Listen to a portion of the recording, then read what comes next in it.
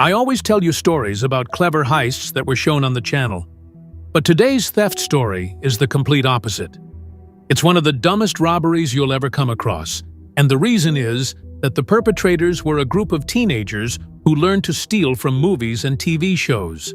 These teens were tempted by greed and the desire for quick wealth, leading them down a much harder path than they ever imagined. Even though they spent a long time, months even, planning the operation, when it came time to execute it, they faced surprises they didn't see coming. Watch the story and enjoy. Peace be upon you. This is Shams Al-Din, and today's story is a real one.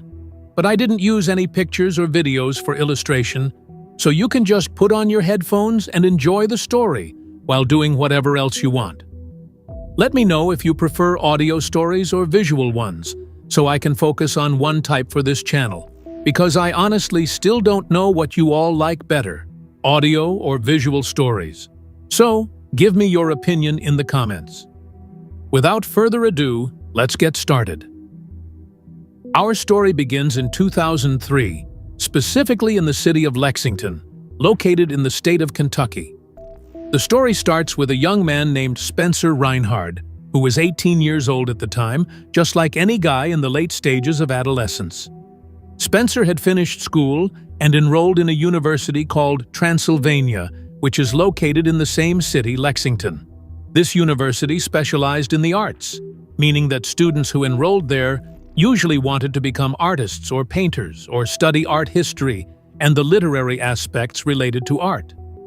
Naturally, you'd expect someone with these interests to be quiet, polite, kind, and maybe a bit of a loner.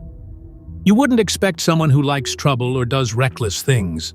And really, that was generally Spencer's nature.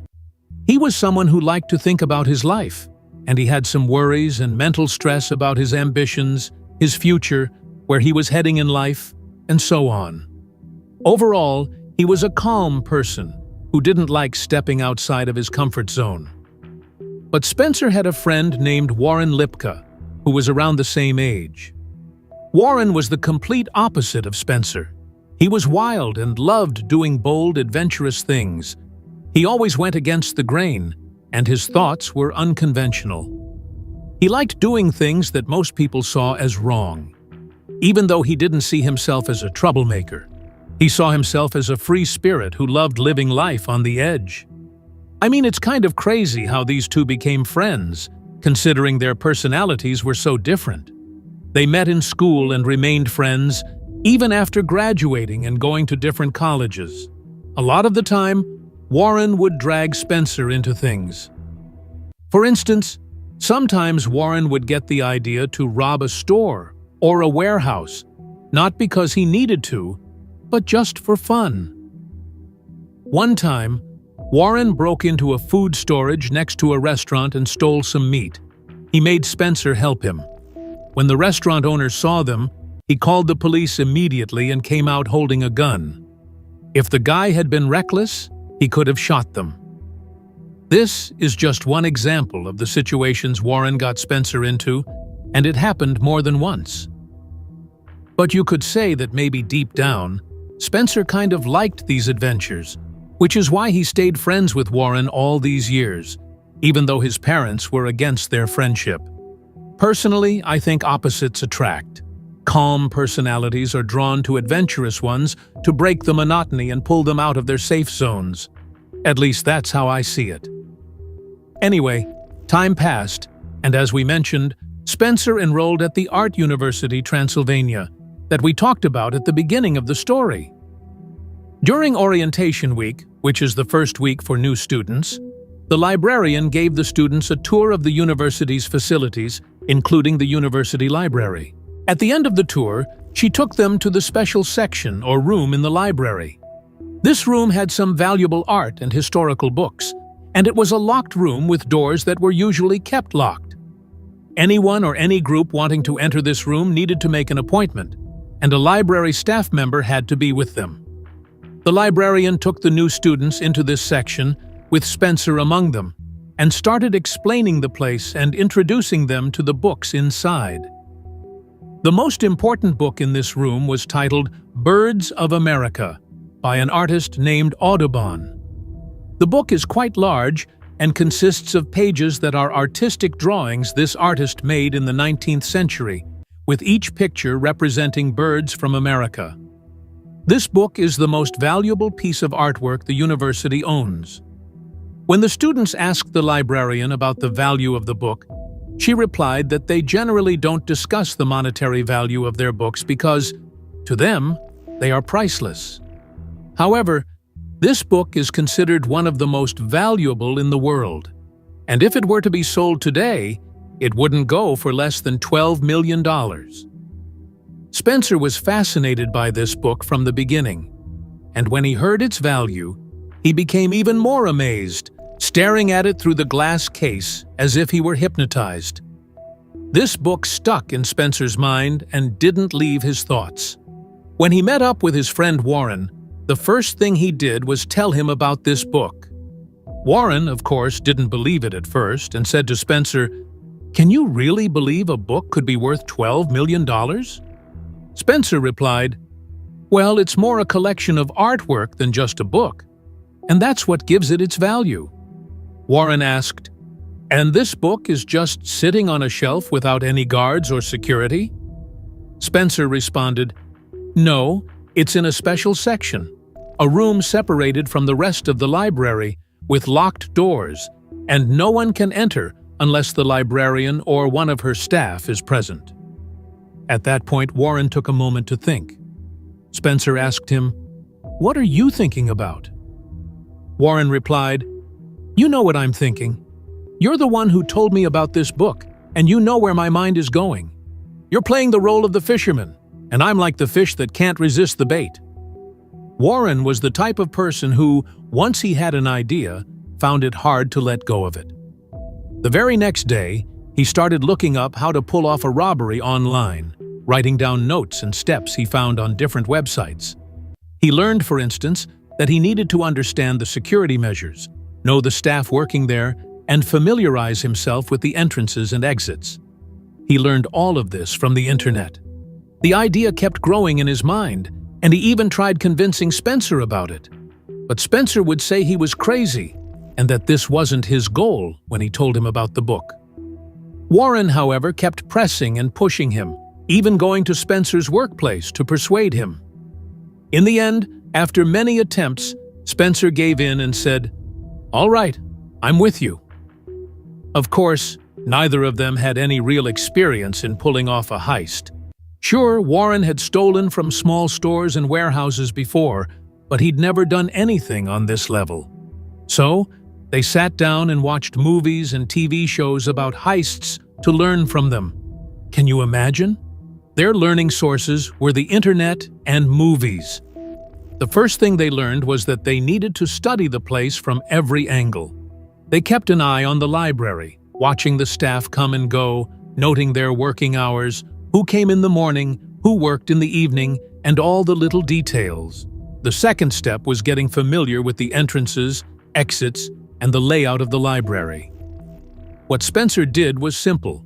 From his regular visits to the library, he started drawing out all the rooms, halls, sections, entrances, and exits in detail.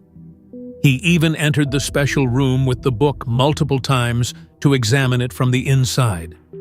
In the end, he managed to create a complete map of the place, showing the route they'd take if they decided to carry out the heist. The map showed they'd enter through the main door, turn right, go up the stairs to the second floor, and then enter the special room with the book. After stealing the book, there was a staff-only elevator in the back they could use to escape. This was their initial plan. But even after reaching this stage, Spencer was still hesitant. He asked Warren, "Even if we steal the book, how are we going to sell it? This isn't just some expensive item anyone on the street can buy." Warren replied, "Don't worry, I'll handle that. I'll find a buyer." Being the rebellious guy he was, Warren had some shady contacts from the underground world. Sometimes he needed fake IDs, and he had a regular forger he worked with. So he went to this forger and asked, "If I have something valuable, rare, And with artistic or historical significance, how can I find people who'll buy it? After asking Warren some questions, the forger gave him the contact info of someone he could talk to.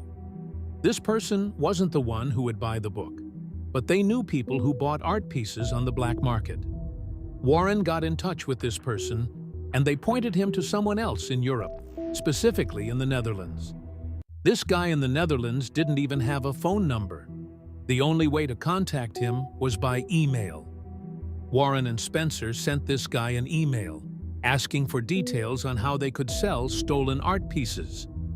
So this guy replied that he doesn't give any details through email and didn't provide any specifics.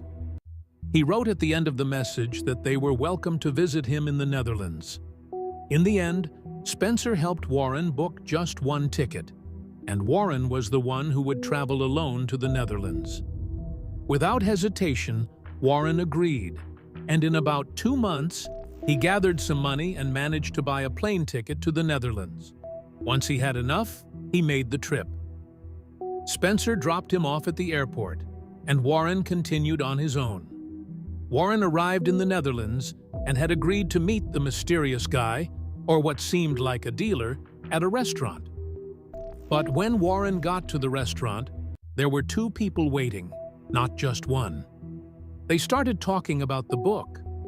By the way, there was more than one valuable book in the special room at the library, and the book with the birds wasn't the only one.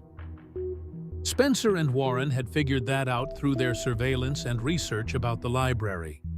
Warren had even prepared a list with the names of the valuable books in that special room, and gave this list to the Dutch guys to evaluate. But it seemed there was a bit of a misunderstanding, because the Dutch guys thought Warren actually had the books with him and was there to sell them. But all Warren did was hand them a list of names of the books, and you could see the disappointment on their faces. Warren explained that the books would be in his possession soon, but right now, he was just trying to find a buyer. One of the Dutchmen, who seemed to be the dealer, told him, "These books are indeed valuable, and we're willing to pay a fair price, but you need to have proof of ownership." Warren was confused and asked, "What kind of proof are you talking about?" The Dutch dealer responded, "We buy art pieces from various sources without asking where they came from. But the important thing is that there are papers proving the pieces are authentic. These papers are usually issued by auction experts." To clarify, what this guy meant was that the auctions where art is sold are overseen by famous auction houses. These houses have experts who can evaluate the pieces and confirm their authenticity and historical value. Warren asked the Dutch dealer, "If I bring you the books with proof, will you buy them?" The dealer replied, "Yes, we will buy them." So Warren asked, "And how much are you going to pay me for these books?" The dealer said, "I'll pay you 30 to 40% of the appraised value given by the auction house." Naturally, Warren was thrilled at this because 30 to 40% of the original value would be a respectable amount. If they could get the Birds of America book along with another book from the special room, they could end up with more than $10 million. After that, Warren returned to the US, met up with Spencer, and told him everything that happened. But Spencer remained hesitant, just like before, and Warren needed to push him to make a decision. That's when Warren realized they would need an additional member on the team because Spencer alone wouldn't be enough to pull this off, especially since Spencer was always so unsure. Warren told Spencer he would look for someone new to join them, and Spencer agreed, saying, "All right, but make sure you choose someone you trust." Warren already had someone specific in mind. This person had been a close friend of his in the past, but they had drifted apart and hadn't spoken in a while. The guy's name was Eric Borsuk, and he was about the same age as them. Eric was studying accounting at a university in their same city, which was Lexington. Warren knew that Eric had a sharp, calculated mind and that his perspective would help them execute the plan. So Warren reached out to Eric and they quickly got down to business. Warren told him, "I've got a job for you. It may not be legal, and we might run into some trouble if we're not careful, but at the same time, it could make us a fortune we couldn't even dream of." Eric asked, "And what's this job?" Warren said, "First thing, I want to know, are you in or not?" Eric replied, "How can I decide if I'm in or not when I don't even know what the job is?" Warren said, "At least I want to know if you're willing to do something illegal for a good payout." Eric thought for a moment and said, "All right, count me in. Tell me the story." Warren explained everything to him from start to finish, and in the end, Eric agreed to join them. One of the reasons Eric might have been encouraged to get involved was his desire to rekindle his friendship with Warren. They used to be really close, but had drifted apart for a while. Eric felt like this was a good opportunity to get close to Warren again.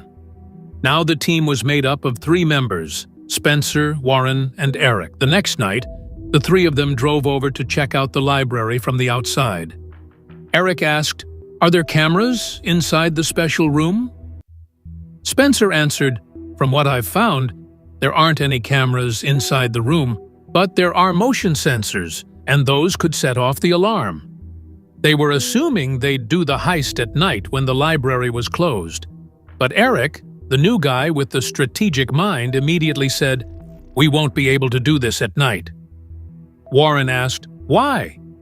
Eric replied, "At night, the alarms will be activated, and it'll be impossible to get into the building and the room, especially with the sensors, without being detected. We need to figure out how to do it during the day when the alarms are off."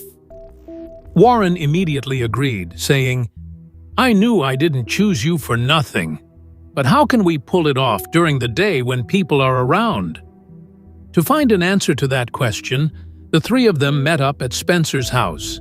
Since Spencer was an artist, he made a model of the special room in the library. They started discussing and imagining how they'd carry out the plan. Their main target was the bird book, which was the most valuable book there. But there were also other valuable books they'd try to grab. The plan to get into the room was simple. They would schedule an appointment with the library to visit the room. This was doable, especially for people working in the arts field. They could pretend to be professors, writers, or even students and request an appointment. But the biggest problem would be the librarian, who would be in the room with them during the visit, since one of the conditions for entering the room was that the librarian had to be present with anyone or any group visiting, and she wouldn't leave them alone. The librarian was the biggest obstacle they had to deal with somehow. They started imagining how the plan would go. They'd enter the room, and then one of them might use a taser to knock the librarian unconscious. After that, they'd immediately start grabbing the smaller books, and finally, they'd go for the big prize, the bird book, wrapping it up in a large piece of fabric. Once they had their loot, there was an elevator in the back of the room meant for staff use that they could take down to the basement. But to use the elevator, they'd need a special key card, and that card was likely with the librarian. They'd take the card, go down the elevator from the 2nd floor to the basement, and from there, they could exit through the emergency exit. They knew all these entrances and exits because of the research they had done on the library, the time they spent studying the building and drawing up its layout. The plan was good so far, but Eric immediately noticed a flaw, which was that they didn't have enough people. They would need at least one person to keep watch outside the room, 2 people inside to carry out the heist, and a 4th person to be the getaway driver right after they left with the books. This is where the 4th member of the team came in, Chaz Allen. Chaz was around their age. He was one of Warren's acquaintances, and Eric knew him from school. Chaz came from a wealthy family, meaning he had money, so they decided to bring him in to help fund the operation, and he'd also be their getaway driver. Their plan was to buy a car with cash using a fake ID so it would be hard to trace after the heist. Warren and Eric went to Chaz and pitched the idea to him. Chaz's first reaction was to call them crazy, saying, "Are you serious? You want to steal books?" Warren explained the situation more, walked him through all the details, and told him they had everything planned out, and that their final cut could be over $10 million. All he had to do was give them some cash to buy a cheap used car and be their driver. Chaz was hesitant at first, but he quickly got on board and joined the team. That's how the four members were complete: Spencer, Warren, Eric, and Chaz, all around 18 to 19 years old. The four of them met at Warren's house and started discussing the plan in detail. The first thing they decided was that they would wear disguises, and this would be Spencer's responsibility. Since he was the artist, he would figure out what type of disguise they'd wear, and he'd be in charge of providing the clothes and tools for that part of the plan. Eric's job was to find a suitable car and buy it, something cheap and low profile that wouldn't draw attention. He'd buy it with cash using a fake ID so no one could trace them. Chaz, the driver, had to practice driving the quickest route that would take them from the library to the drop-off point where they'd hide after the heist. He had to practice every day on this street or road and memorize it like the back of his hand. That was his task. As for Warren, his job was to get documents for the books from one of the auction houses. He'd contact a well-known auction house in New York and get an appointment from them to have the books appraised and receive proof of authenticity, which was one of the key requirements from the Dutch buyer who would be purchasing the books from them. The appointment with the auction house would be scheduled for the weekend after the heist. The idea was that they'd get an appraisal and documentation from the auction house without getting caught. It was crucial that the job be done as quickly as possible before word got out. They contacted the auction house under the pretense that Warren was the relative of a wealthy person, and this wealthy relative wanted to get some items and historical artifacts appraised. Warren wrote them saying he wanted to set up an appointment to evaluate some of these items and scheduled it for the weekend right after the heist. As for the date of the heist itself, Warren told his friends that he had also contacted the library by email and booked an appointment to visit the special room, which was where the books were kept.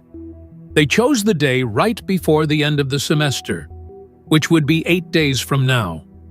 All three of his friends told him they had exams that day, to which Warren said, "Great, no one will suspect a bunch of students with exams to be pulling off a heist that same day." This way, they'd keep suspicion off themselves, and at the same time, the library would be nearly empty because students would be busy with exams. Their idea was to carry out the robbery and then go to their exams the same day so no one would suspect them. And that's how they set the date for the job, with only a few details left to finalize. The first detail was about the disguises. Naturally, Spencer was in charge of that since he was the artist, and he chose that they would dress up as old men. The other three were surprised and asked, "Why old men?" Spencer answered, "Because old people attract the least attention, and no one focuses on them or is scared of them." So they all agreed on this type of disguise. The next detail was how to deal with the librarian. They had agreed that they'd use a stun gun to knock her out, but this was the hardest part of the job because it meant attacking an innocent elderly woman. None of the four felt comfortable with this, and Spencer, Eric, and Chaz flat out refused to be involved in that part. They put all the responsibility on Warren, saying, "You're the one leading this, so you gotta handle it." Warren suggested that they decide by drawing straws or something fair, but they stood firm in their refusal. In the end, each of them said they'd rather call off the job than take part in dealing with the librarian. Warren tried to convince them and ease their worries, saying, "After the job, we'll make it up to her. We'll send her a big bouquet of flowers and tens of thousands of dollars. and she'll forget all about it. But no one was convinced. In the end, Warren realized he'd have to take on that role himself, so he said, "Since you're all too cowardly, I'll be the brave one and do it." Warren was the most determined to see the plan through and was willing to do whatever it took to make it happen. Finally, the day came. It was Thursday, December 16th, 2004. Our four friends gathered their gear on the table and went over their checklist to make sure everything was ready. After they were sure, the next step was for Chaz to steal some random license plates. The key thing was that these plates couldn't be traced back to them. After that, each of the four began putting on the disguises Spencer had prepared for them. Wigs, hair dye, makeup, fake beards and mustaches, and even colored contact lenses. They looked a little funny, but the disguises were decent, not bad. Warren and Spencer were the first to finish getting ready, and then Chaz arrived with the car right on time after switching the plates. Of course, they all piled into the car, and Spencer, as usual, was extremely nervous. He was always the weakest link among them.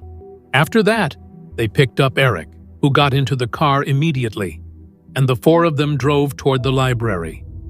When they arrived, they all got out of the car, even Chaz, who was supposed to be the getaway driver. He got out to make sure everything was good before heading back to the car. The four of them walked into the library and split up. The plan was for Warren and Eric to break into the room, while Spencer would act as the lookout outside, and Chaz, as we mentioned, would stay in the car as the driver. Even though the disguises were supposed to make them blend in and avoid attention, their appearance was strange and actually attracted stares. This was teenage thinking at its finest. They watched a movie and said, "Let's put on disguises and pull off a heist." Literally, they copied the disguise idea from a film. Anyway, according to the plan, Warren was supposed to head to the room first. He was supposed to deal with the librarian and then call Eric in to help steal the books.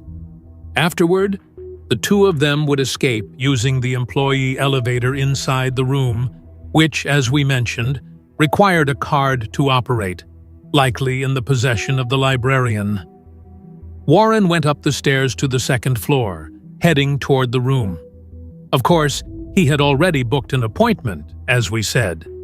But the unexpected surprise was that inside the room, in addition to the librarian, there were 3 other library staff members having a small meeting. This was something they hadn't planned for at all. Immediately, Warren came back down the stairs and told his friends that things had gotten complicated and that there were 4 library staff members in the room. The 4 friends got nervous, each one looking at the other in confusion.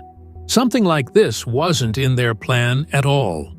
Spencer, who was always hesitant, said, "Well, we haven't done anything yet. We can just leave and forget the whole thing." But Chaz suggested, "Or we could wait. They're not going to stay in that room all day." Warren asked, "Who's willing to wait?" Spencer was the first to back out, saying, "I'm leaving." Eric followed him, and naturally Chaz and Warren followed too, since they couldn't do the job with just the 2 of them. Spencer felt an immense sense of relief as he walked out of the library, like he'd dodged the biggest disaster of his life. He wondered why he even got involved with them in the first place. It was probably just bad company. Warren, of course, was the most upset and frustrated with how things had gone. Afterward, Chaz said, "Maybe this was for the best. We probably avoided a disaster." Warren snapped back, "You're the last person who should be talking, you coward!" Then Warren asked Chaz to stop at a store so he could make a call. When Warren returned to the car, he told his friends, "I just called the library and they told me there are no appointments booked for tomorrow, so I booked us a new one at 11 a.m. We'll go back and do the job again." Chaz and Eric agreed, while Spencer remained hesitant, though it seemed like he was just following the group. They all went home, planning to meet up later that night to go over the details again. Later that night, before their meeting, Spencer confronted Warren and said, "That's it. I don't want to be part of this anymore. I'm backing out." But Warren, as usual, knew how to convince him. He said, "If you back out now, you'll never do anything bigger than this in your life. You've got to be smart and take advantage of this opportunity. You won't get a chance like this again, and trust me, you'll regret it if you leave." When Warren saw that Spencer wasn't fully convinced this time, he said, "Look, I'll reduce your role in the job. All you have to do is come and be the lookout outside. You won't even need to go into the library." Spencer, still hesitant, finally agreed, saying, "All right, fine." About an hour later, the four of them gathered at Warren's place to go over the plan again. The first thing they agreed on was that they wouldn't use the old man disguises again since, contrary to their expectations, it actually drew attention to them. But they were going to wear nice clothes, suits to look sharp. Chaz would be the driver as usual, and Spencer would be the lookout. But he'd stay outside the library, basically useless, just there for numbers. Warren and Eric were the ones going into the room to steal the books. Warren would go to the room first, and his main job was to deal with the librarian. He'd shock her with a stun gun to knock her out, then call Eric to help steal the books and carry them out. They'd leave through the employee elevator in the back room, which needed the librarian's key card. While discussing these details, Eric wanted to make sure Warren was really going to handle the librarian. He asked, "Are you sure you're not going to get me caught up with the librarian? If you do, we're out." Warren replied, "Dude, don't worry. Like I said, I'll handle the librarian. Don't stress. I won't call you until I've taken care of her." The next morning, on the day of the job, Friday, December 17th, 2004, the four of them arrived at the library in their car. Spencer, acting as the lookout, climbed onto the roof of a nearby building, while Chaz, the driver, stayed in the car. Warren and Eric went inside the library. Eric sat on one of the chairs, while Warren headed up to the second floor towards the room. The librarian was alone this time, waiting for him since he'd made an appointment. When he got there, she opened the door and welcomed him. His eyes immediately locked onto the bird book, the one that was supposed to make him a millionaire. This was when Warren was supposed to knock out the librarian and deal with her. Eric was downstairs, on edge, when suddenly his phone rang. Warren was on the other end. "Come on up, I'm done. I dealt with the librarian," Warren said. So Eric went up to the second floor and headed to the room. But when he got there, the librarian was still there, completely conscious. Warren had lied. He hadn't been able to deal with the librarian himself. Warren was terrified, while Eric was nervous and ready to bail. He'd told Warren earlier, "If you get me caught up with the librarian, we're bailing on this." But quickly, Warren told the librarian his friend had arrived, and she got up to open the door. Eric found himself almost forced into the situation. Whenever anyone entered the room, the librarian would take their name and record the time.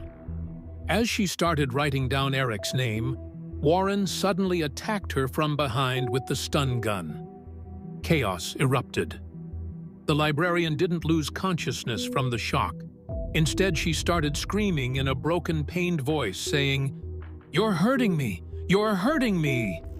Imagine, this was a woman the same age as their mothers, and they were treating her like this.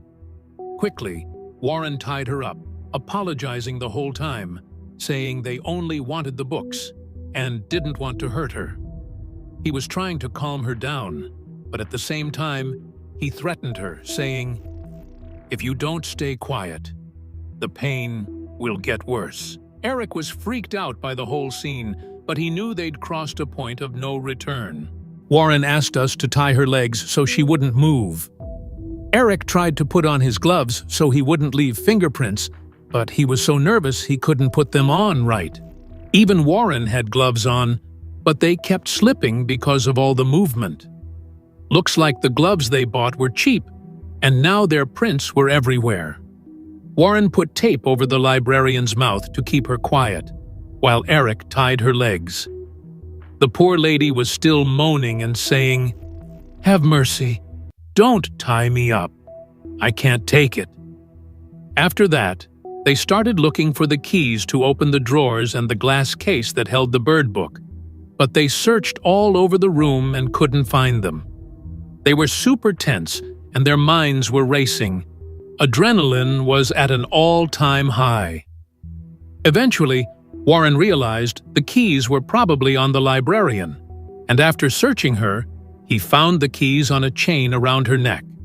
He then dragged her away from the door while she was still groaning and crying. Meanwhile, Eric grabbed a small, valuable book and stuffed it into his bag. They then used the key to open the glass case, spread out a big cloth, and laid the bird book on it. There were also drawers with huge books on the same table, so they opened one of the drawers and took another book, placing it on top of the first one. Warren wanted to take more of the big books, but Eric said, "Are you crazy? We can barely carry these two."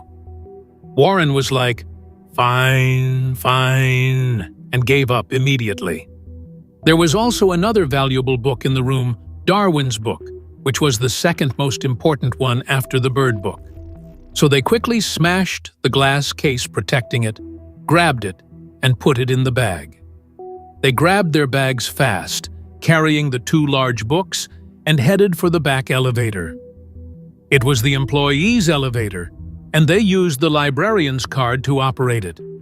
But in their panic, Eric accidentally pressed the button for the first floor instead of the basement, so the elevator opened on the first floor. When the door opened, they tried to hide in the corners of the elevator, but some students noticed them, and even one of the library staff saw them. Warren and Eric waited until the elevator door closed again, then went down to the basement. But down there, they had a nasty surprise. The basement wasn't what they expected. They thought there'd be an emergency exit to escape the building, but the place was sealed off with no way out. This was a major screw-up in their planning because they hadn't checked if there was an actual emergency exit. Warren and Eric had no choice but to go back to the first floor and exit through the emergency door by the elevator. They rushed up to the first floor, carrying the books. All eyes were on them, and the staff member who'd been sitting at the desk immediately noticed them and got up. Warren and Eric were trying to move as fast as possible. But as they were going down the stairs, the huge books slipped out of their hands. Warren wanted to go back and grab the books, but Eric yelled at him, "Leave them! It's over! We're in escape mode now! Forget the loot!" The staff member was chasing them. Warren and Eric ran out of the emergency exit, and Chaz saw them and started the car. Once they jumped in, they sped off. Chaz, confused, asked, "Where are the books?" Eric responded, "We couldn't get them. We had to bail because there was no way out." Chaz was like, "So after all this, we got nothing?" And they all started yelling at each other. Warren then said, calm down. I've got Darwin's book. That's the book we broke the glass case for. It's the second most valuable book in the room after the bird book, and it could be worth over $1 million. Warren told them, "Relax, we at least got something." And Eric had also grabbed a valuable book. Even though it wasn't as valuable as the ones they dropped, it could still fetch $500,000 or more. At least these two books could save them from a complete disaster. Warren and Eric quickly changed clothes in the car, and Chaz decided to drop them off in some random spot far from the drop-off point or their houses. He figured if the cops started looking for them, they'd be looking for a car with 3 guys. Warren and Eric got out of the car, and Chaz took off immediately. Spencer, meanwhile, got down from the rooftop and went home. Chaz drove to a distant location to ditch the car. Warren and Eric made it back home, and it didn't take long before the news spread across the local channels. The cops were looking for them, but all the information they had was their descriptions, the car's make, color, and its plates. Their descriptions wouldn't help much in finding them, and Chaz got rid of the car, so there's no way they'd find it. They bought it in cash with a fake ID, and the plates on it were stolen, so the cops literally had nothing. Of course, the news spreading locally or statewide didn't mean it was national yet, which was important because they wanted to get the books authenticated at the auction house in New York. So it was crucial to get the appraisal done quickly before the news hit New York or spread nationwide. If you remember, their first failed attempt was on Thursday when they disguised themselves as old men, and they were supposed to go to the auction house the next day, Friday. But they had to do the heist on Friday, and Saturday was the weekend, so the auction house didn't open until Monday. On Monday, December 20th, 2004, all 4 headed to the auction house in New York. Warren and Spencer were the ones who went in, dressed up all fancy to match the description they'd given. Warren told the auction house that he was a relative of a wealthy guy who owned some rare art and historical items passed down from his ancestors, and he'd sent Warren to get them appraised. Warren and Spencer went into the house and met one of the employees, who was the assistant to the person in charge of the place, who usually handled the appraisals of rare items or art. The employee told them the books they had were super valuable and confirmed that they were definitely originals. She asked where they came from, and Warren told her that his wealthy relative had inherited the books from his ancestors and wanted to get them appraised because he was planning to sell them in a private deal with a secret buyer. She was suspicious from the start, and their story didn't make a lot of sense. Anyway, she told them the person in charge of appraisals wasn't there right now and would be in tomorrow, so they couldn't get an official documented appraisal until then. They tried to convince her, saying their client was in a hurry and needed the appraisal quickly. They asked if there was any way to get it done now, but the employee said, unfortunately, issuing an official stamped appraisal wasn't in her power, and the person in charge was the only one who could do that. She asked them to leave their number so she could contact them when the appraiser arrived. Warren and Spencer gave her the number of the hotel they were staying at and told her they'd come back tomorrow, then took the books with them. When they got back to the car, a heated argument broke out between them, especially between Warren and Chaz, and it turned into a full-blown fight. Chaz was scared that if they came back tomorrow, the news might have spread, and they'd get caught, maybe even by the FBI waiting for them. In the end, all 4 agreed that going back was too risky, so they decided to forget about the appraisal and certification, head home, and wait for things to cool down before figuring out how to sell the books later. Right now, it wasn't worth the risk. All 4 went back home, and things stayed like that for a while, with the books still in their possession. The FBI had taken over the case and started their investigation, but they didn't have much evidence. There were fingerprints found in the library room, but they didn't know who they belonged to. Warren and Eric didn't have criminal records, so their prints weren't in the system. Days passed, and the 4 friends started feeling more relaxed, thinking they were in the clear and wouldn't get caught. But suddenly, one night, FBI agents raided all their houses at the same time. Spencer, Warren, Eric, and Chaz were all arrested for stealing the books, and soon their real faces were all over the news. The big question was, how did the FBI figure out who they were? The main piece of evidence that revealed their identities was the email Warren used. Warren used the same email to contact both the library and the auction house. After the news about the stolen books spread, the auction house informed the FBI that two men had come in asking for an appraisal of the stolen books. The FBI then checked the emails sent to both the auction house and the library, and they were all from the same email account, which was linked to a Yahoo account in Warren's name. That was the big mistake. Warren had used his real name on the account he used to email the library and the auction house. On top of that, the FBI got surveillance footage from the auction house, and the images of Warren and Spencer were clear. The FBI was able to connect the dots and arrest the rest of the crew using phone records since all four had used their real numbers, which were registered in their names, to communicate with each other. So it was easy to link them all together. In the end, all the precautions the four had taken fell apart, and they got busted.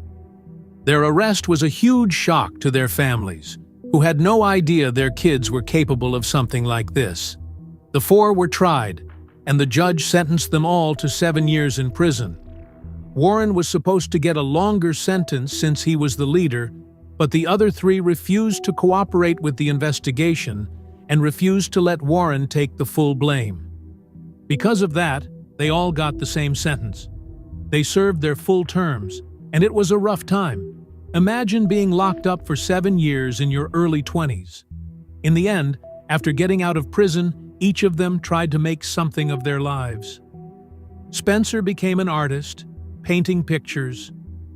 Warren went back to school to study filmmaking. Eric is trying to become a writer, and Chaz became a fitness coach. They're all trying to move past that dark chapter in their lives. And that's the end of our story. As always, don't forget to like the video if you enjoyed it, subscribe to the channel, and hit the notification bell.